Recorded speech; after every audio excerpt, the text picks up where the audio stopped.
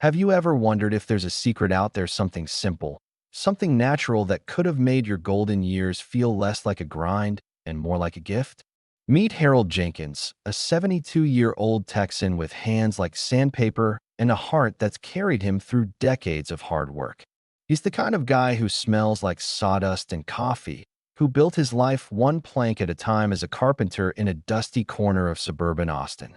Now, retired and widowed, he's supposed to be enjoying the quiet life, sipping sweet tea on the porch, watching the sun sink over the live oaks. But lately, Harold's days feel more like a battle, and it's not just the Texas heat wearing him down. Picture this. It's a Saturday morning, the kind where the air is thick with promise and the cicadas are already buzzing. Harold's in his backyard woodshop, a rickety shed he built himself 30 years ago, its walls lined with tools older than his grandkids. He's hunched over a workbench, sanding down a little rocking chair he's making for his grandson, Charlie. The wood smooth under his fingers, cedar that fills the air with a sharp, sweet scent. Charlie's 5, all freckles and giggles, and Harold's promised him this chair for his birthday next month. It's a labor of love, every curve carved with care, but today, that love comes with a price. Harold's joints ache deep, gnawing pain that starts in his knuckles and creeps up his wrists. He flexes his hands, wincing as the stiffness bites back, and mutters, "Come on, old man, you've handled worse." He's been a carpenter since he was 18. Splinters, sore backs, and calluses are his badges of honor. But this feels different. It's not just the usual creak of age, it's a protest, a scream from his body he can't ignore. He grips the sandpaper tighter, determined to finish, but halfway through, his right hand locks up. The sandpaper slips, and he curses under his breath, the sound swallowed by the hum of a distant lawnmower. Let's zoom in on Harold's world. His house is a single-story rancher, painted a faded yellow, with a porch swing that creaks in the breeze. Inside, there's a photo of him and his late wife, Ruth, grinning at a county fair, her in a sundress, him with a hammer in hand. Out back, the woodshop's his sanctuary, a cluttered kingdom of chisels, saws, and half-finished projects. He's always been the guy who fixes things: broken chairs, leaky roofs, even his kids' scraped knees. At 72, he's proud of that legacy. But lately, he's the one breaking down, and he's not sure how to fix it. It's not just the joints. Harold hasn't slept right in months. He lies awake in his too-big bed, staring at the ceiling fan spinning lazy circles, his mind racing with worries he can't name. Last night, he got maybe 3 hours tossed and turned until the sheets were a tangle, then gave up and sat on the porch till dawn. He's tired, bone-tired, but sleep won't come. And the anxiety? It's a quiet shadow, creeping in when he least expects it, when he's pouring coffee, when he's watching Charlie play. His chest tightens, his breath catches, and he tells himself it's nothing. Just old age, he grumbles, sipping his coffee black. Famous last words, right? This morning in the woodshop, it all piles up. As he sands the chair, his knees start throbbing, a dull, persistent ache that makes him shift his weight, leaning hard against the bench. He stops, wipes sweat from his brow with a rag that smells like turpentine, and catches his reflection in a cracked mirror on the wall. Gray hair, lines etched deep around his eyes, a face that's seen too many summers. "You're falling apart, Harold," he says to the glass, half joking, half scared. He shakes it off, picks up the sandpaper again, but the pain flares hotter, sharper, like a knife twisting in his joints. Charlie bursts, and then a whirlwind of energy in a Spider-Man t-shirt. "Grandpa, is it done yet?" he chirps, bouncing on his toes. Harold forces a smile, ruffles the kid's hair with his good hand. "Almost, buddy. Gotta make it perfect for you." Charlie beams, oblivious to the way Harold's jaw tightens, the way his fingers tremble as he sets the sandpaper down. The boy darts off to chase a lizard, and Harold sinks onto a stool, his breath shallow. He rubs his hands, staring at the chair, half sanded, half loved, and feels a pang he can't place. Guilt? Fear? Regret? Maybe all three. Harold's no stranger to toughing it out. He worked 50-hour weeks till he was 67, built furniture through recessions, raised 2 daughters after Ruth passed 10 years ago.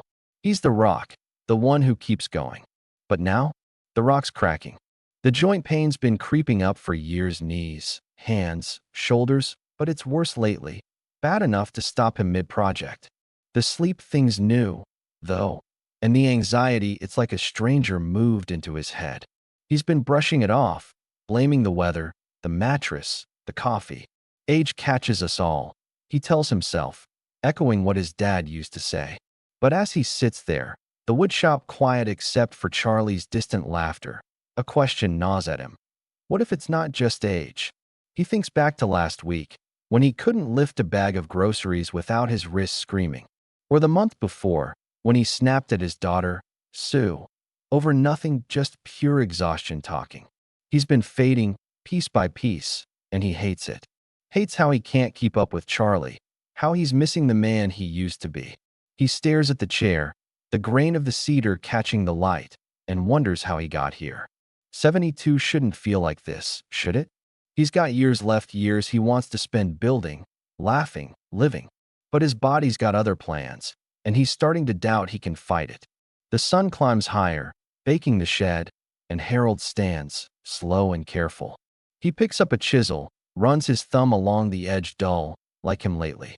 Charlie's voice floats in, "Grandpa, come see." And Harold steps outside, squinting into the glare. The kid's holding a stick, poking at a beetle, and Harold forces a chuckle. But as he walks over, his knees buckle just for a second, just enough to make him grab the shed door. His heart thuds, too fast, too hard, and he thinks of Ruth, how she'd tease him about being too stubborn to ask for help. "You'd build your own coffin before you'd admit you're tired," she'd say, laughing. He smiles at the memory, but it fades quick. Because what if she's right? What if he's missing something, some way to fight back? Back inside, he sits again, the chair staring at him like a challenge. He's not ready to quit, not on the project, not on himself. But he's tired of hurting, tired of waking up tired, tired of feeling like a ghost in his own life. He rubs his hands, the joints red and swollen, and makes a quiet vow. He's going to figure this out. He doesn't know how yet, doesn't even know where to start, but he's done pretending it's fine. He glances out at Charlie, still chasing bugs, and thinks, "I've got to be here for him." As the cicadas hum and the cedar dust settles, Harold's left with a question he can't shake. What if there's a way to feel better, a secret he's never tried that could have saved him years of this slow fade? And here's one for you. Have you ever wondered if there's something out there, something simple, that could change everything you thought you knew about growing old? What would you give to turn back the clock on the aches and worries that sneak up with age? For Harold Jenkins, that question's starting to feel less like a daydream and more like a lifeline. It's a muggy Wednesday evening in his Texas backyard, the sun dipping low, painting the live oaks with streaks of gold. Harold's on his porch swing, the one he built for Ruth 20 years ago, creaking under his weight. He's got a glass of sweet tea in hand, half-melted ice clinking against the glass, but he's not drinking. He's staring at his fingers, swollen and stiff from the day's work in the woodshop, and wondering how much longer he can keep pretending this is normal. Let's step into Harold's shoes. The air smells like cut grass and barbecue from a neighbor's grill, a classic Texas summer night. He's in his faded flannel shirt, sleeves rolled up, and his boots are scuffed from years of pacing the woodshop floor. That little rocking chair for Charlie's still unfinished sanding's on hold because his hands won't cooperate. The joint pain's worse now, a constant throb that's spread from his knuckles to his elbows, even his shoulders on bad days. He flexes his fingers, grimacing as they crack like dry twigs, and mutters, "You're too old for this, Jenkins." But it's not just the pain keeping him up, it's everything else piling on top. Sleep's a stranger these days. Last night, Harold lay awake again, the clock ticking past 2 a.m., his mind a tangle of what-ifs. What if he can't finish the chair? What if he's not around for Charlie's next birthday? The thoughts twist tighter, his chest squeezing with an anxiety he can't shake. He's always been steady. Ruth called him her oak tree, but now he's snapping at little things. Yesterday, he barked at Sue over the phone when she asked how he was feeling. Fine, damn it, he'd said, then hung up, guilt gnawing at him after. He's pushing his family away, and he hates it, but he doesn't know how to stop. It's not just the woodshop suffering. Harold's fading from his own life. He used to walk to the mailbox every morning, half a mile round trip, a ritual since retirement. Now he's winded halfway, his knees screaming, and he's taken to driving instead. The grandkids noticed too. Charlie asked last week, "Grandpa, why don't you play catch anymore?" Harold forced a laugh, said his arm was tired, but the truth stung. He's 72, not 92. Why does it feel like his body's giving up? He rubs his eyes, gritty from another sleepless night, and wonders if this is just a slow slide into frailty he can't fight. That's when Clara shows up. She's 70, a spitfire with a southern drawl and a knack for cooking that's made her the queen of every potluck in town. She rolls up in her beat-up Chevy, a jar of peach preserves in hand, Harold's favorite. "Thought you could use a pick-me-up," she says, plopping onto the swing beside him. She's all smiles, her silver hair catching the last light, but her eyes narrow when she sees him rubbing his hands. "Lord, Harold, you look like you've been wrastling a bear. What's going on?" He shrugs, gruff as ever. "Just old bones acting up. Nothing new." Clara's not having it. She sets the jar down, crosses her arms, and fixes him with a stare that could melt steel. "Don't give me that. You're a mess. Look at those bags under your eyes. You sleeping at all?" Harold sighs, caught. He spills at the joint pain, the sleepless nights, the way he's been a grouch to everyone. Clara listens, nodding, then says, "You ever tried hemp, Harold? The real stuff, CBD oil, seeds, all that?" He blinks, thrown. "Hemp? What, like marijuana? That's hippie nonsense." Clara laughs, loud and bright. "No, you old goat, it's legal, safe, and it's been helping folks like us for years. I put hemp seeds in my salads, keeps my ticker strong. And the oil eased my arthritis, something fierce." Harold's skeptical years of hammering nails don't leave room for alternative fixes. But Clara's insistent. "Look it up, Harold. Ain't no drug science backs it. Help me sleep, too. You're falling apart, why not try something new?"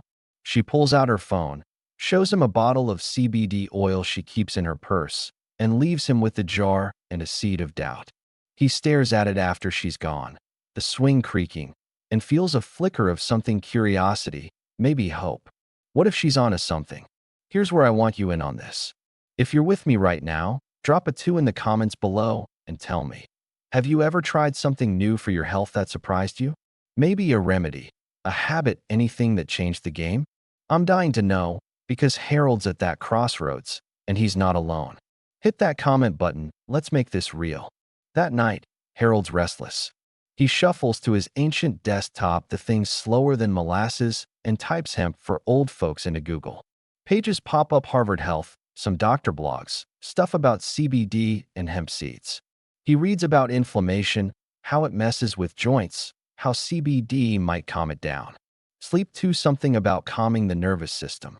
He leans back, the chair squeaking, and rubs his temples. It's a lot too much for a guy who's spent his life trusting aspirin and elbow grease. But Clara's words stick. Why not try? He heads to bed, the porch swing still swaying outside, and lies there, staring at the fan again. The pain's there, a dull pulse in his hands, and the anxiety's buzzing, a low hum in his chest. He thinks of Charlie, that unfinished chair, the way Sue's voice softened after he snapped. He's tired of hurting, tired of losing himself. So he decides he's going to try it. Not all in. Harold's too stubborn for that, but enough to see if Claire's right. He digs out a notepad, the one he uses for project sketches, and jots down CBD oil and hemp seeds. It's a start, a crack in the wall he's built around his struggles. The next morning, he's on the phone with Sue, softer this time. "Gonna try something new, darling. Friend says it might help." She's surprised, relieved, and promises to pick up some CBD oil from the health store.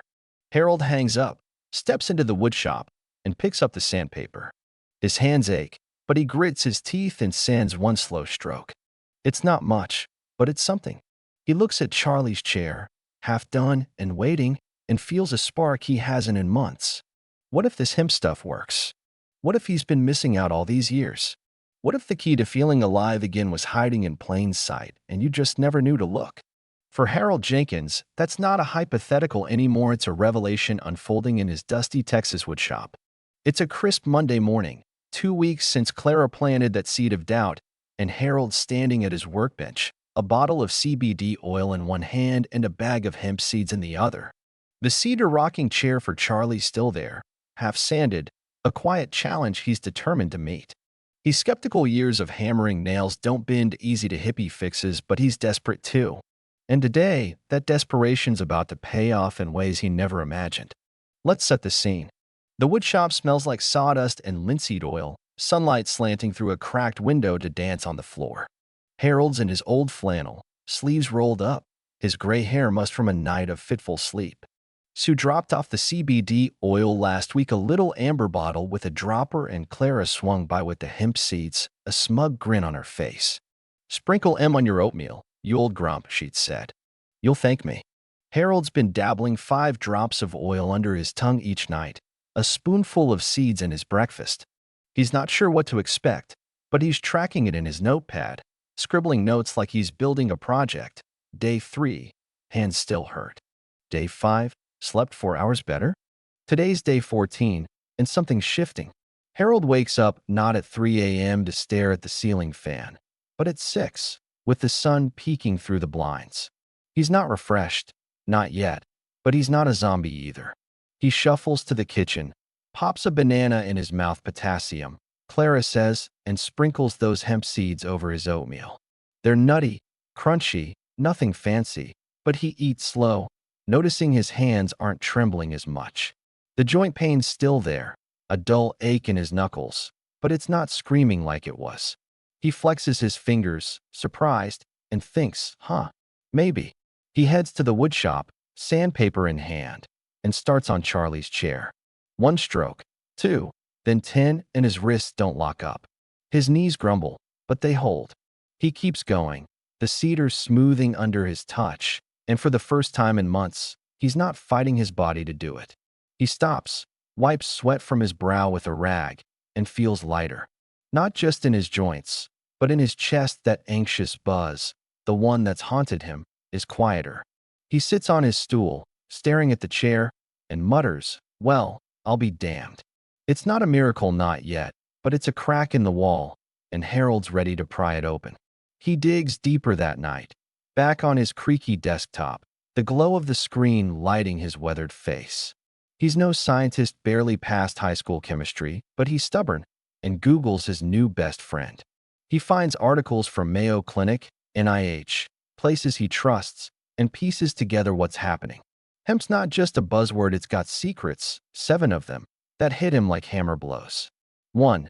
It fights inflammation, taming the fire in his joints. 2. It calms the brain, helping sleep sneak back in. 3. It eases anxiety, quieting that restless hum. 4. It's good for the heart, omega-3s in those seeds keeping the ticker steady. 5. It's packed with nutrients, protein, fiber, stuff he's been missing. 6. It's not pot, no high, no addiction, just relief. 7. It's legal, safe, been around forever if he'd only looked. Harold leans back, the chair groaning, and lets it sink in. Inflammation's why his hands hurt, CBD's knocking it down. Sleep and anxiety. Something about calming his nervous system, NIH says. Heart health? Those seeds are like little powerhouses. He's no doctor, but he feels it, the evidence in his own body, the proof in every stroke of sandpaper he's managed today. He grabs his notepad, jots down the list 1 to 7, and stares at it. Why didn't I know this? He whispers, half angry, half awed. 72 years, and he's been limping along when this was out there? The next day's the clincher. Harold's up early, oatmeal down, 5 drops of CBD in, and he's back at the chair. He sands, shapes, smooths. Hours pass, and his hands hold steady. His knees ache, but he powers through, carving Charlie's name into the backrest with a steady chisel. CHARLIE, each letter a tiny triumph, the wood curling away like shavings of his old pain. He steps back, chest heaving, and there it is, the chair, finished, gleaming in the sunlight. He runs his fingers over the name, tears pricking his eyes not from hurt, but from pride. He did it. His body didn't quit on him. Charlie comes over that afternoon, a tornado of excitement. "Grandpa, it's done." He squeals, climbing into the chair, rocking it hard. Harold laughs, really laughs, deep and full, and lifts the kid up, spinning him once before his knees protest. "All for you, buddy," he says, voice thick. Sue's there too, watching from the shed door, a smile breaking through.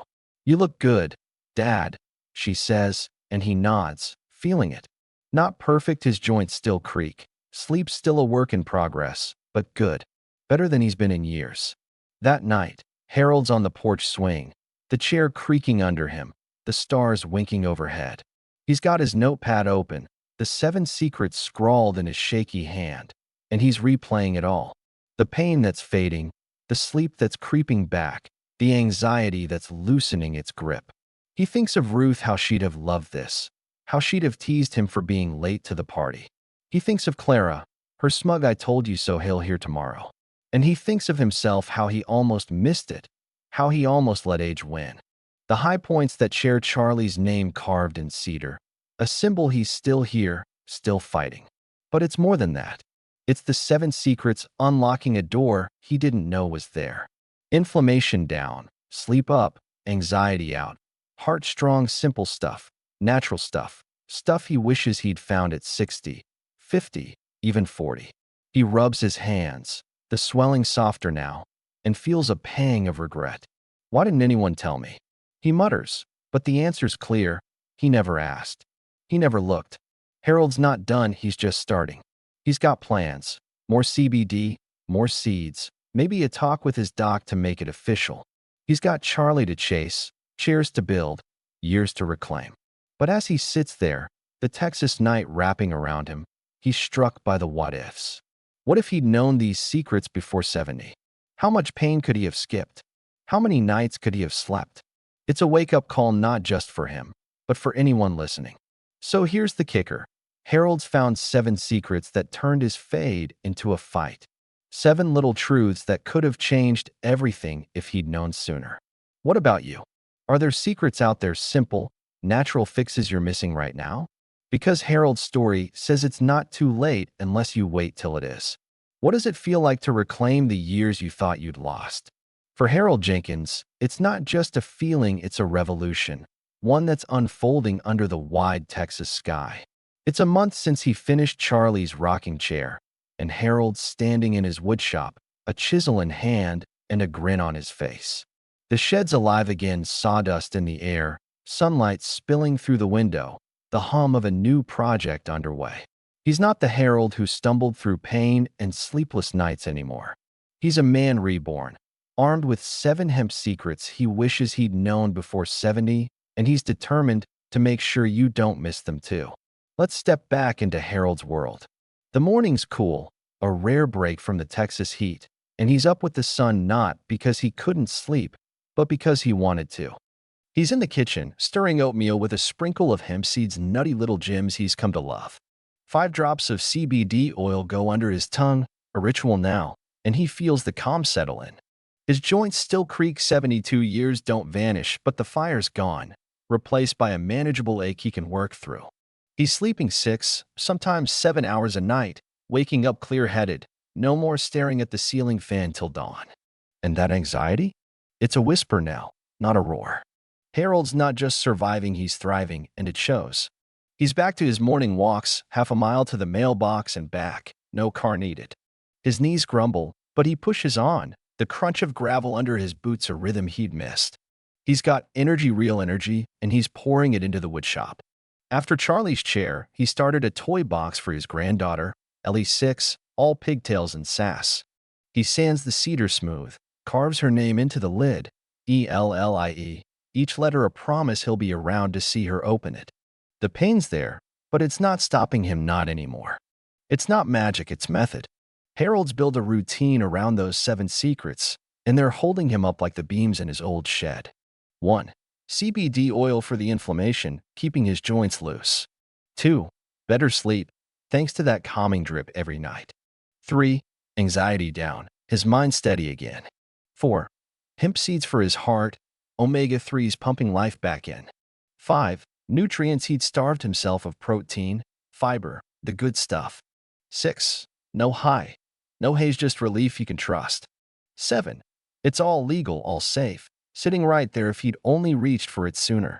He's checked it with his doc, old Dr. Miller, who raised an eyebrow but nodded. Keep it up, Jenkins. Numbers look good. The proof's in the living. Harold's back with his grandkids, and it's electric. Charlie's over one Saturday, dragging him to the backyard. Teach me, Grandpa. He begs, holding a scrap of wood. Harold kneels slow, careful, and shows him how to sand, guiding those tiny hands over the grain. Ellie joins in, demanding a turn, and soon they're a trio, laughing over a wobbly birdhouse. Harold's chest swells not with pain, but pride. He's not just building things, he's building moments, passing down the craft he thought he'd lost. Sue watches from the porch, her eyes soft. You're back, Dad, she says later, and he nods, throat tight. Took a while, darlin'.